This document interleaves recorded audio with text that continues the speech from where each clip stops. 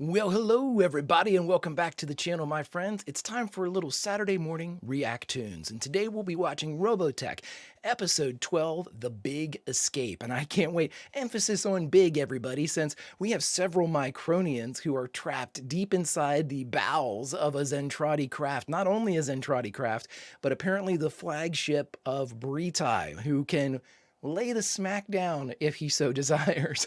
My friends, I can't wait to see how this breaks out because right now, Rick, Lisa, and Ben are captured, and Max is 3 Veritechs inside a trench coat walking around pretending to be a full-grown Zentradi, and I'm assuming trying to find his friends and get them out of there. Great setup. Time to find out what the resolution is going to be. Friends, if you could do me a favor, hit that like button, smash that subscribe, ring that bell for notifications. You'll be alerted anytime we go live with Robotech or any Saturday morning React-TOONS, any of our sci-fi stuff, you'll be made aware. And of course, if you'd like that early or in a full-length format, the link to the Patreon's in the description. But my friends, all that is then. And this is now. And what is now? Now it's time for Robotech, episode 12, The Big Escape. Time to engage maximum warp reaction. And away we go.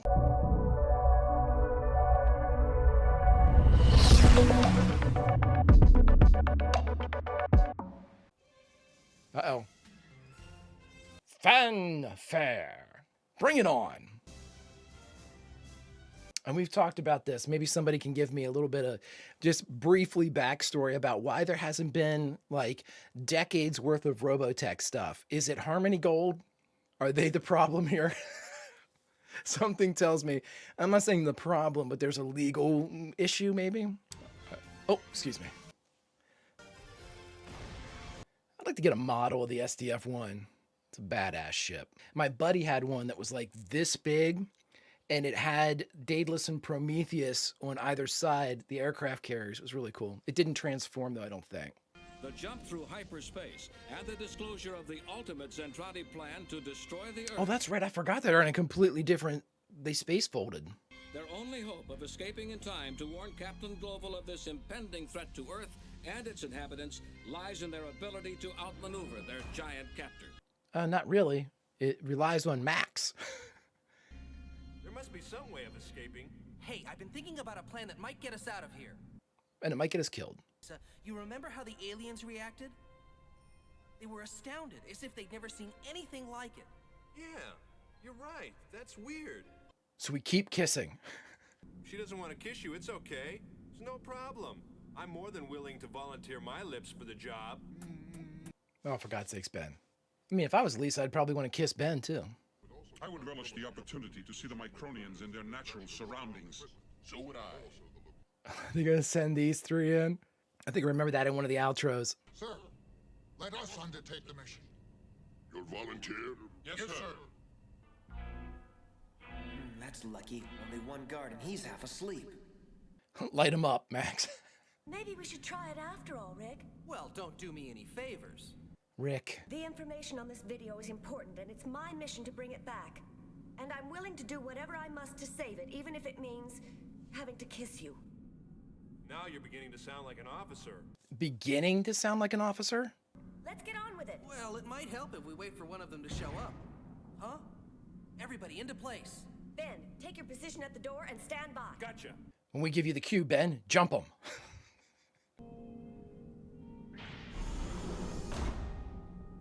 It worked! The important thing right now is for us to all get out of here. Can you load up everybody? We'll just put you in this pocket by yourself so you don't interrupt the lovebirds, huh? Max did see that. Well, maybe I'm speaking out of turn, but I thought you preferred younger women. Now you seem to like the more mature. But wait a minute, Max. The only reason we did that was to escape. Oh, mum's the word. Max calling Rick out. Oh my God. Hold on a minute. Uh-oh. Trouble. Time to go. We've been Run, discovered. Max! Dear God. You guys, this may get rough. Yeah, as they start shooting at us, I'm sure that material will be able to deflect those bullets. Nice job, Max. Yes, what is it? Sir, the prisoners have escaped. What?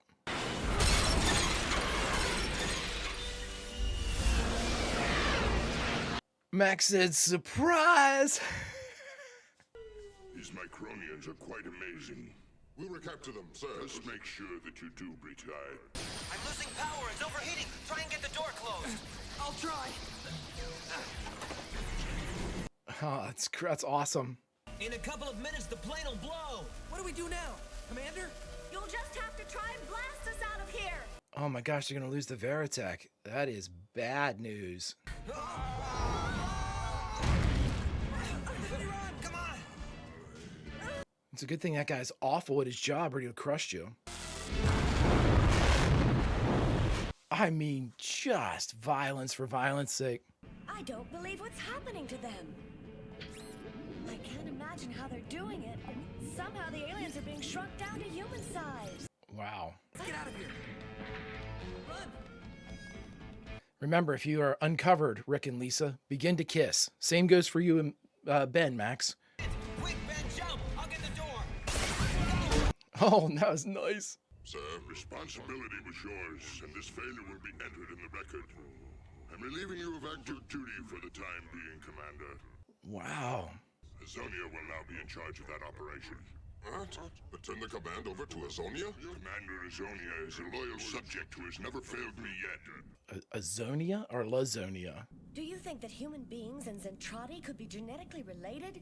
I mean, It could be that over the years they developed a means of rearranging their molecular substructure to deal with any hostile environment. protoculture? If people could create life in any size they wanted, then it follows they could reconstruct their basic genetic makeup for any situation. Huh. Not at will, though. How do they do it? I believe it has to do with this protoculture they're always talking about. Yep. Look out! Oh.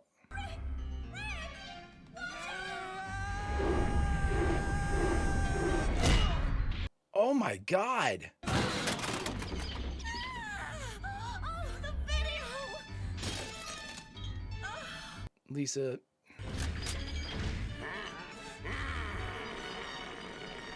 Dance.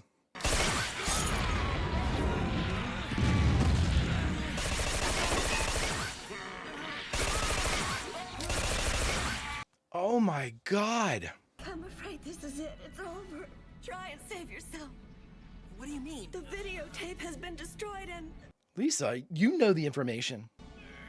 We're both still able to make a report about what we saw. All the more reason you should try to get out of here, Rick. Not without Come on, Lisa. No more of this suicide talk. better.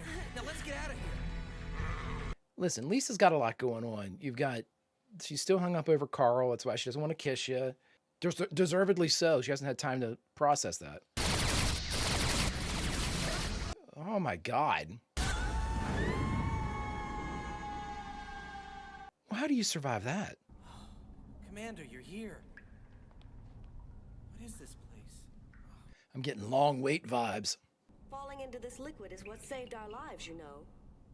Well, the liquid might have broken the fall, but you must have saved me from drowning. I was unconscious. Well, I wasn't about to let you die. But Why don't we just say that we're even now? There you go.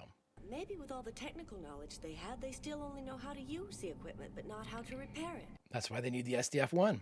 Just think, isn't it strange? All the aliens we've seen have been soldiers, no civilians or technicians or maintenance personnel. Oh, that's a good observation. just about all these aliens do is fight. Maybe that's all they do. You know, my father used to have a saying that only where there's battle being waged is there life being lived. Your dad like fighting? You know, what I can't understand is with all of those worlds to conquer, why are the aliens so interested in the SDF-1? The ability to repair, maybe? In that respect, they're really no different than I am. How's that? Not when you stop to think that my family has been in the military for the past 100 years. That explains. That must be why you ended up at the top of your Huh? class. How'd you find out? Oh, all the pilots know. We figure any woman who makes it out with top honors is some kind of supergirl. Superhero. Enough of that. What about you and Min-May? You're Miss Macross. Huh? Oh, come on, don't be shy. That was a gear shift. You were crying out her name. Min-May, Min-May. Oh, well, that makes sense. Okay. The only thing waiting for me is another mission. I can't believe that. Huh? I can't believe that once we get back, you won't find somebody to care about. I'm not sure. She lost somebody. Shall we? My pleasure. Now I can see it. You will be expected to gather information regarding your knowledge of Robotech. Yes, sir. Upon your successful return, you will be given your own battleship. Whoa! Rick, look! There must be millions of them lined up out there. It is an armada and a half. Someone's coming. Nice. Oh my god, I can't believe they met back up. Hey, that cruiser looks like it's getting ready to take off. They're gonna hitch a ride with Rico and them. It might be our one chance to get back to the ship. So let's don't waste any more time. Let's get on board. Uh-huh. Should take us a week or two to climb all the way down there. Get ready to jump when it stops. All right, let's go. Nice job, everybody.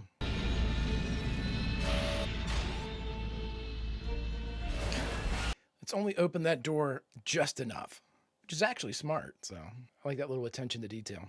Delivering spies onto the SDF-1 hardly seems like a mission worthy of my services, Azonia. That's quite enough, Miria. But Commander, This mission happens to be a very special one, ordered by Commander-in-Chief Dolza himself. Okay. These are our first females in Trotty, correct? So Britai is off the case. Now, let's discuss how to go about getting our spies onto the SDF-1. Why not just leave that up to me? You will deliver them alone? As we're only dealing with Micronians, how difficult could it be? I expected that attitude. I missed her name, the one with the green hair. Miriam will be transporting you to your destination. Miria? You mean the Miria? That's right. They gave you one of our best pilots. Miria. So she's an ace. To be an ace, do you have to have colored hair? I mean, Max has blue and Miria has green, so.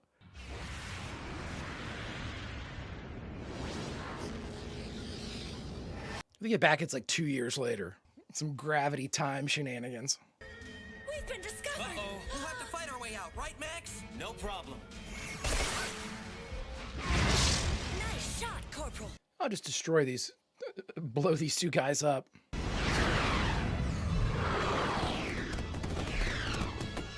Now the SDF-1 is going to want to absolutely wreck your face for getting close to it. It sounds like it's Min-May. That means Macross City. It must be! That means we're almost there!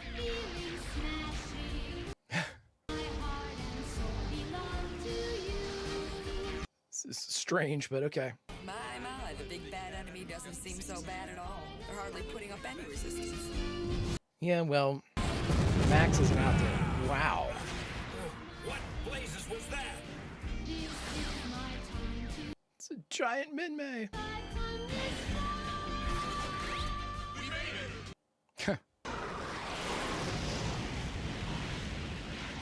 I like her pod. And my mission has been successfully completed. Well done, First Officer Miria. She's kicking some ass there. This is Lieutenant Commander Hayes and the members of Vermilion Group attempting to make contact with our home base aboard the space cruiser. That's it. That's it, Lisa. Yeah, I like that. Look, they've come to get us! We're going home! Oh, nice. Don't miss Blue Wind, the next thrilling chapter of Blue Robotech. Wind. This show's very good. Very, very fun. My friends, we just got done watching Robotech, episode 12, The Big Escape, or The Great Escape. I always want to say The Great Escape. The Big Escape. And the only thing we have left to do now is to talk about it. All right, my friends, just got done watching Robotech, episode 12, The Big Escape. This, again, you know, these are very bite-sized in that we don't really get too much, but this one was packed full of stuff here. So we got to see a development of the Lisa and Rick dynamic, which is, I'm assuming at this point, is going to form some type of relationship, romantic relationship, because they already kind of divorced Rick from Min-May, you know, set her on a path that I'm not really sure how that's going to work in, other than just kind of like a superstar type of thing. We'll see though, but I really like the Lisa and Rick dynamic. I think it's good for Rick.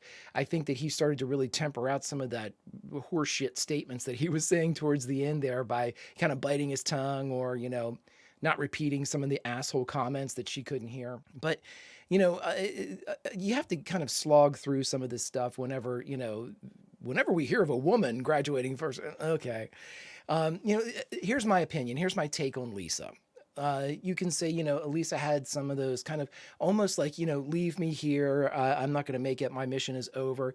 But the thing is, they provide us with the background information for Lisa to make a lot of those decisions narratively make sense.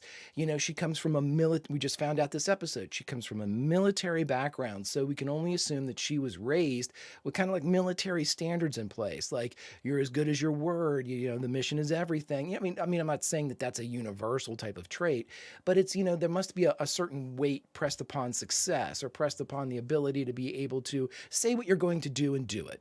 So of course she felt let down by herself, her very upbringing kind of, when as soon as the tape was destroyed, she thought, oh, well, there goes everything. Completely understandable for somebody to have that type of reaction to it, especially in a high stress situation.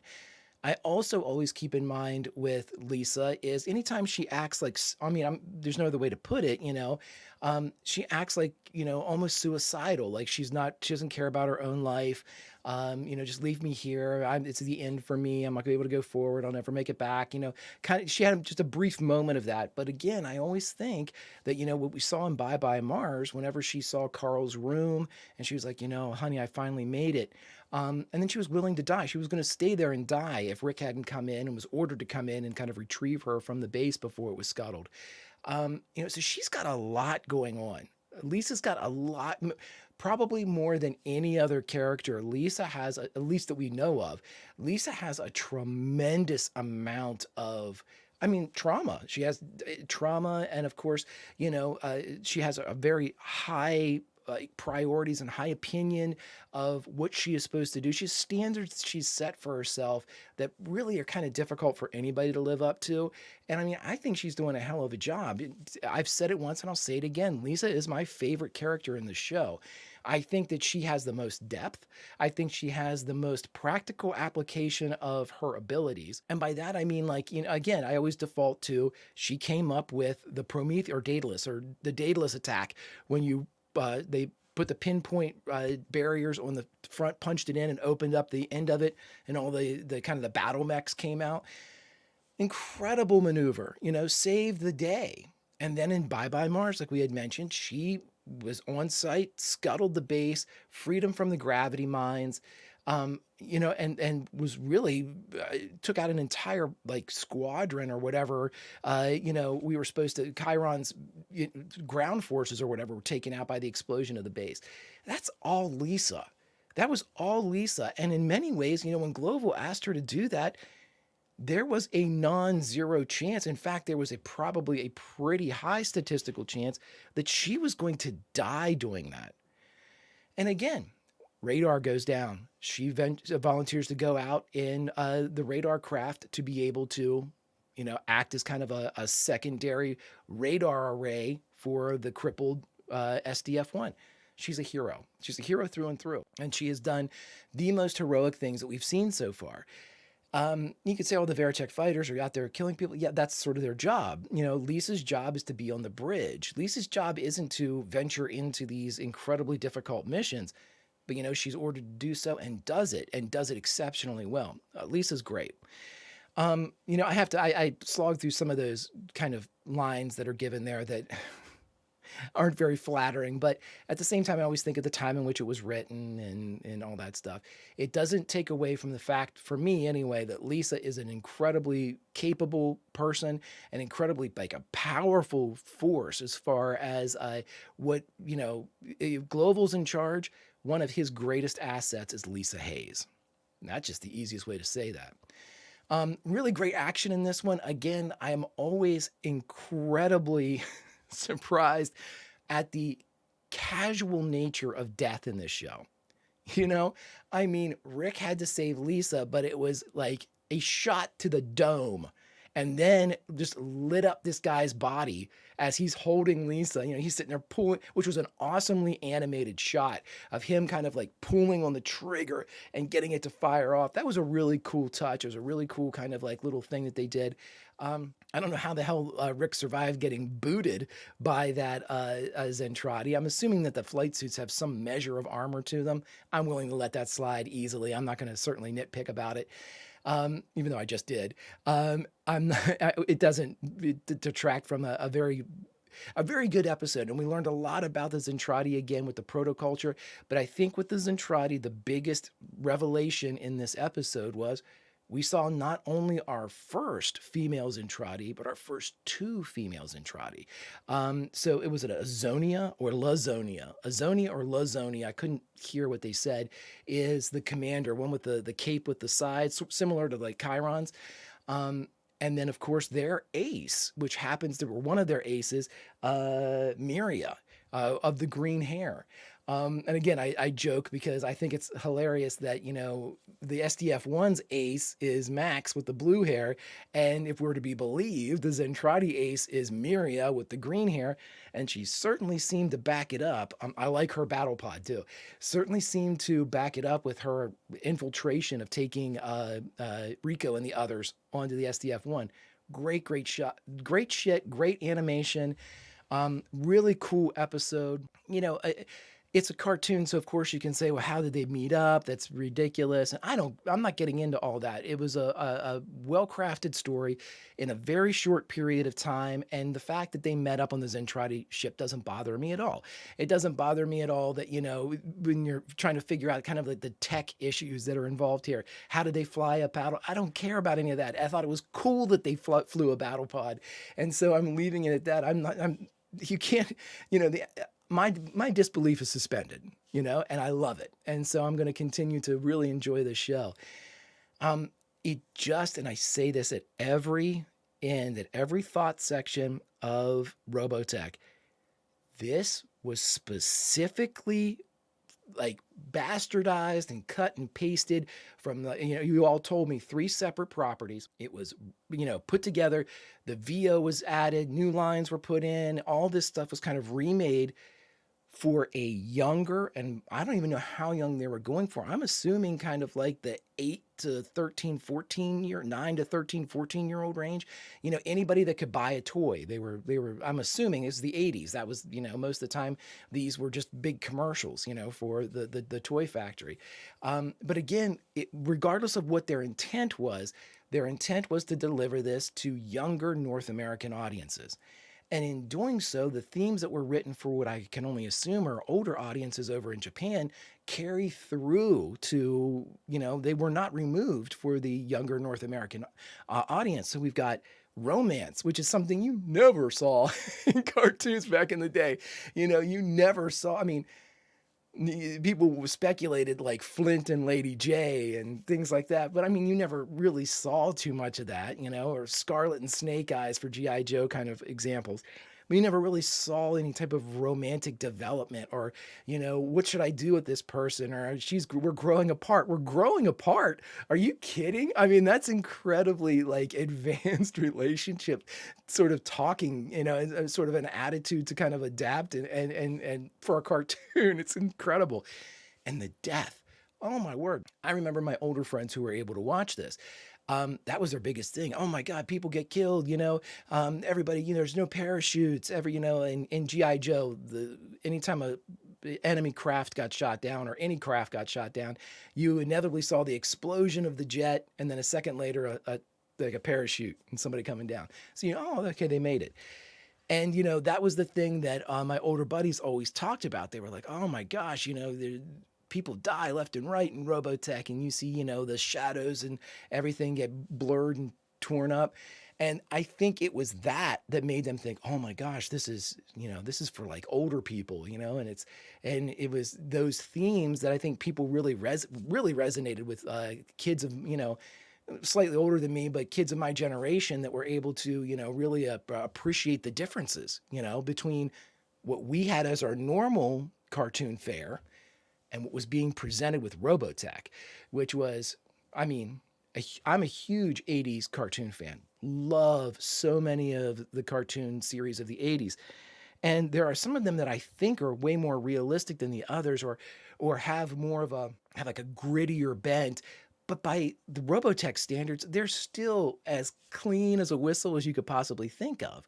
You know, because I mean, even like something whenever you would get really into like Galaxy Rangers, which of course I think is another property that came over from Japan. I think it was anime. But, you know, like with that, you know, even when you get into like some of like the really kind of separate, not necessarily that they were scary, but that they had kind of weird motifs and things that you needed to accept and themes that might be a little bit different, like Jason and the Wheeled Warriors and stuff like that. Mask was pretty straightforward. G.I. Joe was pretty straightforward. Transformers had some heavier themes, especially the movies and the things that kind of happened towards the end of the decade, but nothing compares to Robotech. This was written, I mean, the easiest way to say it, and I guess the crassest way to say it is, they had zero fucks to give for, what this would make the typical or the average kid watching it feel. They didn't care about that. They wanted to deliver a message, and they delivered it. And they didn't try to water it down too much. I mean, I can see where they pulled away on a couple of things without getting too hard into it. We haven't had any major deaths among the cast, That looks like they're pretty safe, So it looks like, all of our named people are okay.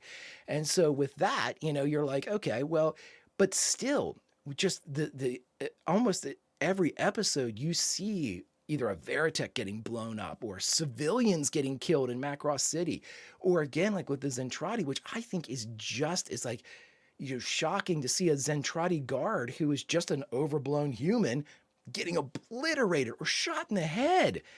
Wow, everybody. Incredible stuff, incredible themes to believe that this was purposefully delivered to North American audiences in this form. Unreal stuff. I love it. I love experiencing it and thinking to myself every second, holy shit, they wanted me to see this as a kid. I was not ready. I'm sort of glad I didn't see it back then. I certainly don't think I was ready for this. Anyway, friends, it was great. If you could do me a favor, hit that like button, smash that subscribe, ring the bell for notifications, and you'll be alerted next time we go live with any Saturday morning React Tunes, any of our Robotech offerings. And of course, if you would like any of those earlier in their full-length format, the link to the Patreon's in the description, my friends. But of course, all that is then and this is now, and now it's time to say goodbye from the space around the SDF-1 because there's plenty of room in a Zentradi battle pod, so we're hanging out with our buddies Ben, Max, Lisa, and Rick as they are finally recovered by some noble Veritech fighters who are pushing them into the bay of the SDF-1 and presumably safety for now. But my friends, until we meet again, Vulcan roll and have a good one.